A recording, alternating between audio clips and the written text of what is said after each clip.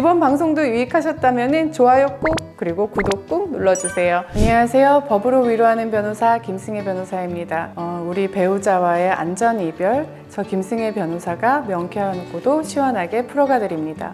우리 지난 시간에 말씀드린 것처럼 우리 이번 시간에는 배우자가 외도했을 때 합법적으로 혼내주는 방법에 대해서 이야기해 보도록 해요. 이거 많이 궁금해 하시는 분들이 있어요. 저번에 제가 말씀드린 것처럼 잘못 혼내줬다가는 우리가 오히려 형사처벌도 받을 수 있고 위자료도 못 받을 수 있고 또 위자료를 더 오히려 토해내야 될 수도 있어요. 그렇기 때문에 내가 하지 말아야 될 행동도 중요하고 그리고 합법적으로 내가 어떻게 할 수 있느냐도 알아두는 게 필요하겠죠. 이것도 제가 되게 업무상 중요한 저의 비밀들인데 제 구독자들을 위해서 오늘 특별히 알려드릴게요. 일단은 유책 배우자, 그러니까 바람핀 배우자에게를 합법적으로 우리가 혼내주는 방법은 가장 크게 위자료예요. 위자료를 받을 수 있는데 그러면 변호사님 위자료 받는 게 끝인 건가요? 라고 하지만 아니에요. 위자료를 받는 방법, 절차, 그리고 위자료를 받을 때 그 여러 가지 노하우들을 통해서 배우자들을 합법적으로 혼내줄 수가 있지요. 이런 경우에 위자료 청구를 하면서 내 배우자와 그 상간자를 헤어지게 할 거냐, 그리고 위자료 청구를 하면서 합법적으로 주위 사람들한테 알릴 거냐, 이런 것들 잘 한번 생각해 보실 수 있어요. 그 방법에 따라서 좀 이제 위자료 청구하는 방법, 위자료 청구 소송을 진행을 하는 방법에 따라서 합법적으로 할 수가 있거든요.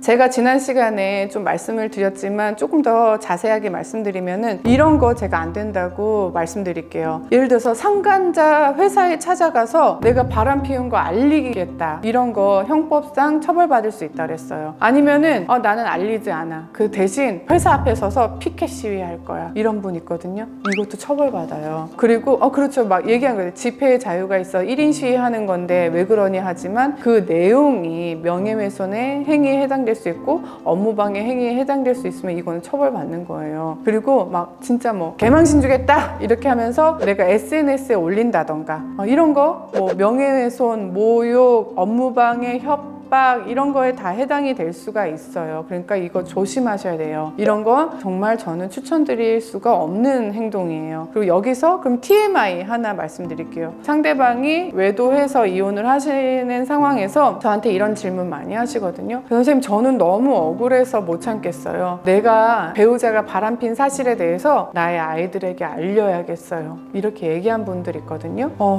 저는 이 부분에 대해서는 좀 고민이 들더라고요.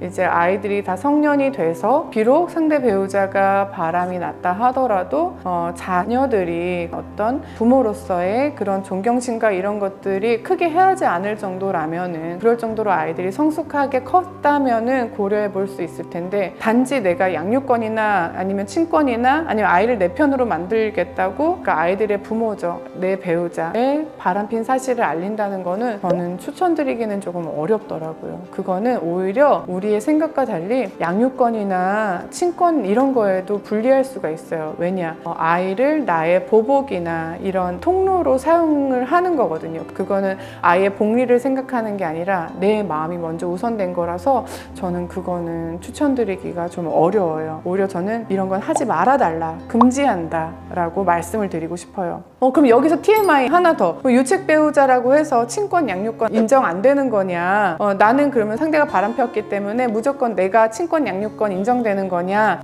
여기서 말씀드릴 거 아니에요. 친권, 양육권은 유책 사유와는 분리돼서 오로지 하나만 생각해요. 뭐냐? 자녀의 복리, 자녀의 복지만을 생각하는 거예요. 그래서 아무리 바람핀 배우자라 하더라도 아이를 키우기에 합당하면 그 사람에게 양육권, 친권을 인정할 수가 있어요. 예를 들어서 여자가 바람은 폈지만 남자는 오랜 기간 동안에 아이와 여자를 폭행해왔던 거예요. 그런 경우에는 아이의 양육권은 여자에게 더 유리하게 되겠죠. 왜냐? 아이의 복리를 생각했을 때 아이가 맞거나 이런 상황들은 구조해야 될 상황이 되는 거죠. 이런 경우에는 여자가 유책 배우자임에도 불구하고 친권 양육권에는 유리할 수 있는 상황이 될 수 있는 거예요. 그렇다면은 합법적으로 어떻게 내가 혼내줄 수 있냐? 위자료 청구 있다 그랬잖아요. 그렇다면은 내가 합법적으로 위자료 청구를 하는데 저는 또 이 부분도 조금 조심해야 되는 경우가 있는 것 같아요. 어떤 말씀들 많이 하시냐면은 내가 이 이 여자, 이 남자, 이 상간자가 바람핀 거 소장 상대방 배우자한테 알려가지고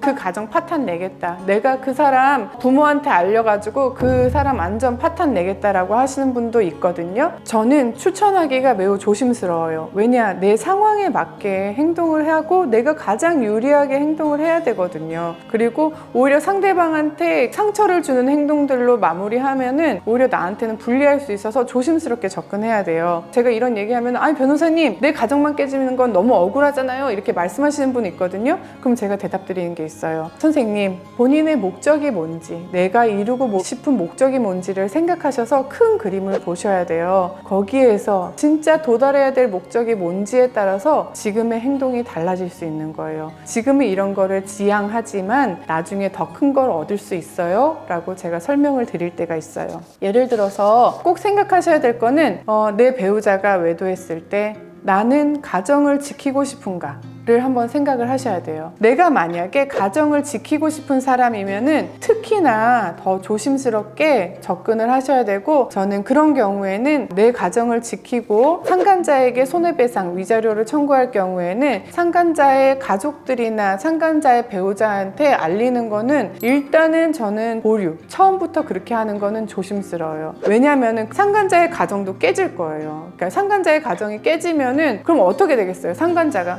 자기야, 당신 때문에 내가 이혼했어, 뭐 이렇게 얘기하면서 당신이랑 나랑 이제 같이 살 수밖에 없어, 이렇게 되면 어떻게 되겠어요? 내 배우자가 나 이혼해줘 이렇게 될 수 있는 거예요. 그러면 내가 원하는 그림이 아니잖아요. 내 빅픽처는 이게 아니었잖아요. 그러니까 이거는 오히려 내 발등을 찍는 행동이 될 수가 있는 거예요. 그렇기 때문에 이런 경우, 내가 가정을 지키려고 하는 경우에는 상대 배우자한테 알리는 방법으로 이혼 소장 보내면은 오히려 나한테 불리할 수 있어요. 그럼 나는 소장 못 보내는 거나?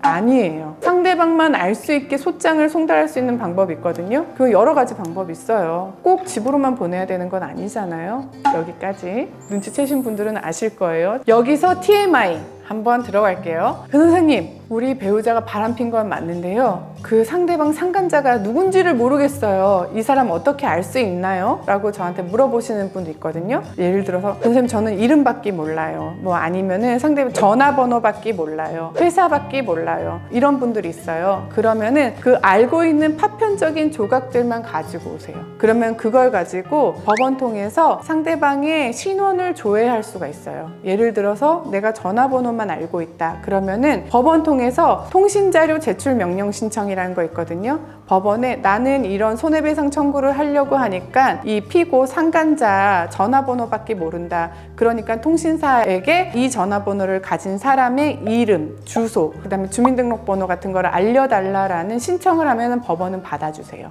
그러면은 통신사에서 자료가 오거든요. 그럼 거기에 신원이 나오면 그걸 가지고 이제 피고를 특정해서 손해배상을 청구를 하는 거예요. 그런 방법을 통해서 신원을 특정해 갈 수 있으니까 그 상대방에 대해서, 상간자에 대해서 완벽한 정보를 알지 못하고 파편적으로만 알고 있다 하더라도 그럼 그걸 가지고 꼭 법률 상담 받으세요. 그러면 합법적인 방법으로 신원을 파악할 수 있는 방법들은 있어요. 그리고 여기서 TMI, 제가 그 통신자료 말씀드렸는데 저 상담 오시는 분들이 저한테 질문하는 거 있어요. 분명히 외도한 거 맞고 이 둘이 막 밤에도 전화하고 막 이런 거 같다. 그러니까 통신사에 전화 내역들 조회해달라, 문자 오간 내역들 조회해달라라고 하시는 분들이 있거든요. 결론적으로 말씀드리면 이거는 통신사에서 자료를 주지 않아요. 이거 된다고 하는 상담 받고 오셔가지고 낭패 보시는 분들이 있어요. 이거 됐었던 시절은 정말 4, 5년 전에는 됐었어요. 4, 5년 전에 그때는 법원에서 통신자료 제출 명령 신청 우리가 하면은 법원에서 통신사에 보내요.